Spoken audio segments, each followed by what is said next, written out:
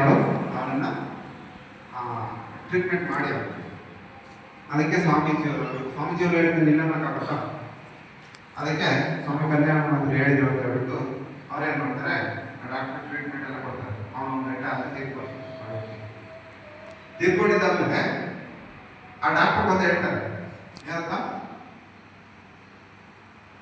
ನೋಡಿ ನಾನು ತೀರ್ಕೊಳ್ತಾರೆ ಅಂತ ಹೇಳಿದೆ, ಆದ್ರೂ ನೀವು ಕೇಳಿಲ್ಲ, ಸುಮ್ಮನೆ ಸಮಯ ವ್ಯರ್ಥ, ಟೈಮ್ ವೇಸ್ಟ್ ಮಾಡೋದಂತೆ, ಇದೆಲ್ಲ ಸರ್ಜರಿ ಇದೆಲ್ಲ ಮಾಡಿ ವೇಸ್ಟ್ ಅಲ್ಲ.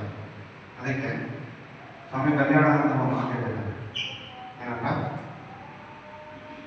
ಅವರು ಸ್ವಾಮೀಜಿಯವರ ಪ್ರಭಾವಕ್ಕೊಳಗಾಗಿ ಬಂದಂಥವರಪ್ಪ. ಅವರು ಹೇಳಿದಂತೆ ಸ್ವಾಮೀಜಿಯವರು ಹೇಳಿದ ಜೀವ ಸೇವೆಗೋಸ್ಕರ ತಮ್ಮ ತಾವು ಪಡ್ಕೊಂಡಾರಪ್ಪ. ಹಂಗಾಗಿ ಅವ್ರು ಹೇಳಿದಂತೆ ಏನಂತ, ನೋಡು ಸ್ವಾಮಿ ವಿವೇಕಾನಂದನಲ್ಲಿ ಇಲ್ಲಿ ಕಳಿಸಿದ್ದು ಮನುಷ್ಯನಲ್ಲಿ ದೇವರನ್ನು ನೋಡಿ ಪೂಜೆ ಮಾಡುವಂತ ಅಂತ ಮನುಷ್ಯ